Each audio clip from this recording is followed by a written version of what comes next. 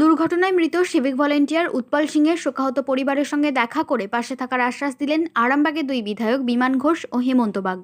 সোমবার তারা আরামবাগের বহুখেতাইল এলাকায় উৎপল সিংয়ের বাড়িতে গিয়ে তার মা, বাবা, স্ত্রী এবং পরিবারের অন্যান্য সদস্যদের সঙ্গে কথা বলেন ও সমবেদনা জানান।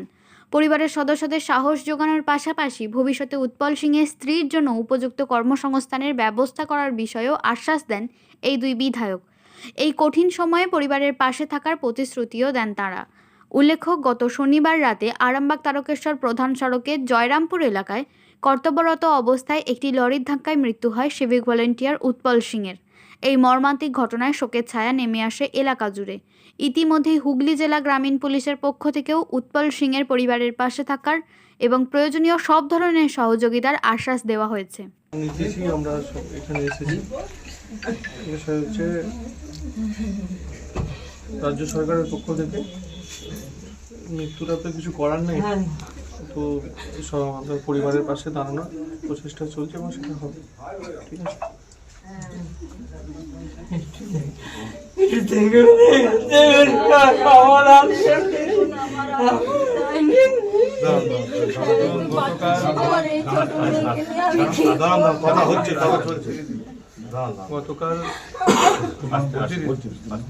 গতকাল আমাদের এসপি সাহেবও এসেছিলেন এখানে, কথাবার্তা হচ্ছে একটা, যাতে ও যে চাকরিটা করতো সেই চাকরিটা ওয়াইফ যাতে পায়, হ্যাঁ, সেই ব্যবস্থা আমরা করবো।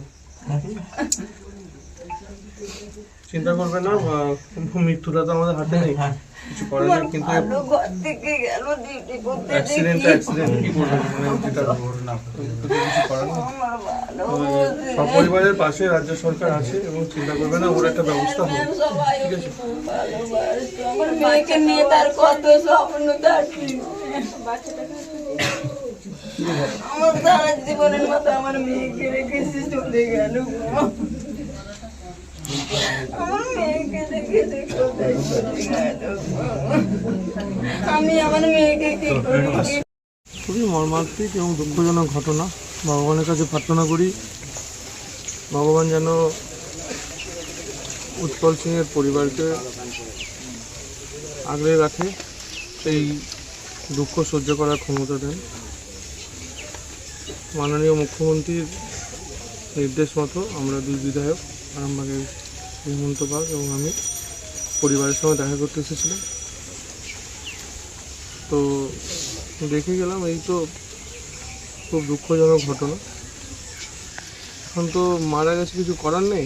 পরবর্তী সময় এই পরিবারের পাশে সরকার থাকবে, সেটা মাননীয় মুখ্যমন্ত্রীও কথা হয়েছে বলেছেন, এবং সরকারের প্রতি যে একটা সহযোগিতা এবং ওনার স্ত্রীর একটা ব্যবস্থা করা, সেটা নিশ্চিতভাবে রাজ্য সরকারের পক্ষ থেকে হবে। এবং আমাদের রুরালের যিনি এসপি সাহেব আছেন, উনিও এসেছিলেন, উনি এসে গতকাল রাতে থানাতে কথা হয়েছে। তো আগামী দিনে এই পরিবারের পাশে রাজ্য সরকার থাকবে, যাতে পরিবারটাই বাচ্চা মেয়ে রিকভার করতে। যে সমস্ত সিভিক ভলেন্টিয়ার বা ট্রাফিক গার্ডরা যারা রাস্তায় ডিউটি করছে, তাদের উদ্দেশ্যে কি বলবেন? এরকমভাবে তো বেপরোয়াভাবে লড়াই ব্যাটকুলে একটা প্রাণ হারিয়ে গেল। সবার উদ্দেশ্যে একটাই বার্তা, নিজের জীবনটা বাঁচান, ডিউটি তো চলতেই থাকবে। কারণ একটা মানুষ চলে যাওয়ার পর তার পরিবারটার কী অবস্থা হয়, সে পরিবারই বোঝে। ডিউটি করুন, নিশ্চিতভাবে ডিউটি করুন এবং সততার সাথে ডিউটি পালন করুন। পরবর্তী সময় এই বেপরোয়া ভাব, এই বিষয়ে আমাদের চর্চা হবে, রোড সেফটির বিষয়ে মিটিংয়ে আলোচনা হবে, এটা বিষয়ে আলোচনা হবে। দেখুন, অত্যন্ত মর্মান্তিক এবং দুঃখজনক একটা ঘটনা।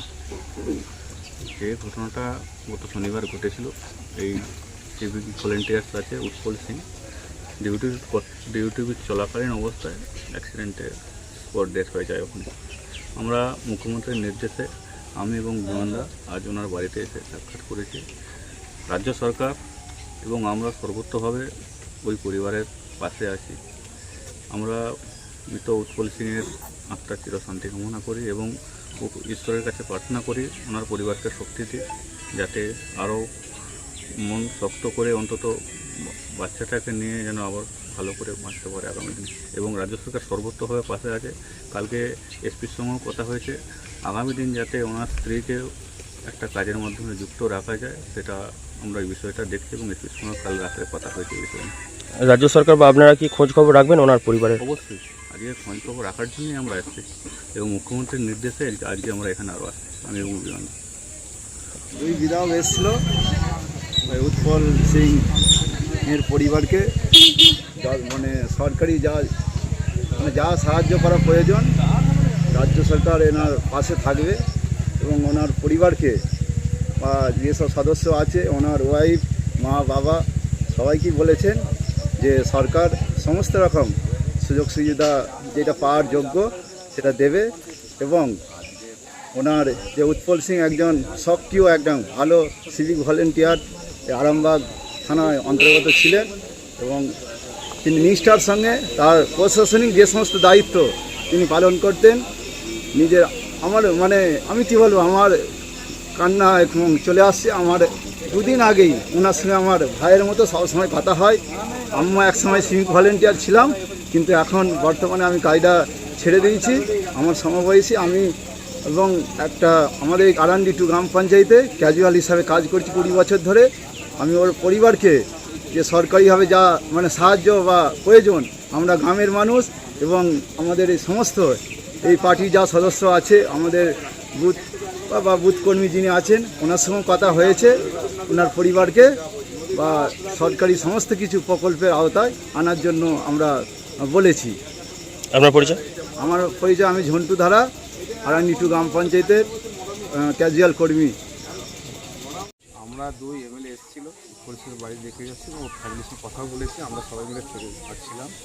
তো যে আশ্বাস দিচ্ছে সরকার থেকে সব কিছু বন্ধ করার জন্য এবং 2 বিধায়ক বা সরকারের তরফ থেকে আমরা পার্টির তরফ থেকে সরকার বা আমরা যে লোকাল নেতৃত্ব আছি সবাই মিলে আমরা সহযোগিতা করবো, ওর পাশে সবাই মিলে থাকবো। ওনার পরিবারে তো আর কেউ নেই, একমাত্র ছেলে ছিল বলছেন। হ্যাঁ, তো চেষ্টা করবো যে 2 এমএলএ দ্বারা বলে গেছে বা সরকার থেকে কিছু স্ত্রীকে কিছু কাজের মাধ্যমে রাখার জন্য বা লোকাল নেতৃত্ব আমরাও চাইব যে বিমানদা এবং আমাদের হেমন্তদা এই কথাগুলো রাখার জন্য আমরাও যথেষ্ট লোকাল নেতৃত্ব থেকে বলবো বা বিষয়টা এই নিয়েও আমরা রাজ্যস্তরের যে এমএলএ দুটো এসেছিল তাদের সঙ্গে কথা বলে গেছি। দেখা যাক, আমরা ওর পাশে সবসময় এই আশাটাই। আপনার পরিচয়? সমীর পরামানিক, থানা 2 বিজেপি কর্মী। এবার হাতের কাছেই মিলবে অত্যাধুনিক ও নির্ভরযোগ্য স্বাস্থ্য পরিষেবা। আরামবাগ, খানাকুল ও পরশুরা থানা এলাকার মানুষদের জন্য এক বড় সুখবর। খানাকুলের সেকেন্দারপুরে গড়ে উঠেছে একটি আধুনিক ও সুসজ্জিত nursing home, lifeline health care. Director Sanjay Palu. এই নার্সিং হোমে রয়েছে 24 ঘন্টা রোগী দেখানোর ও ভর্তি করার সুব্যবস্থা। সঙ্গে রয়েছে বিনামূল্যে অ্যাম্বুলেন্স পরিষেবা। অভিজ্ঞ পরিষেবা ও যত্নশীল ব্যবস্থাপনায় আপনার সুস্থতার নির্ভরযোগ্য ঠিকানা লাইফলাইন হেলথ কেয়ার। যোগাযোগ 9735481158 7432984404। নিউ নূর সোফা সেন্টার। এখানে সমস্ত রকম সোফা পাইকারি ও রিটেলে বিক্রয় করা হয়। সমস্ত সোফা নিজস্ব কারখানায় তৈরি করা হয়। প্রোপাইটার হানিফ হোসেন খাঁ ও রুহুল হোসেন খাঁ, বড়ডোঙ্গল, হাটতলা, সিনেমা হলের সন্নিকটে, হুগলি। যোগাযোগ 7797170093 এবং 9382003105।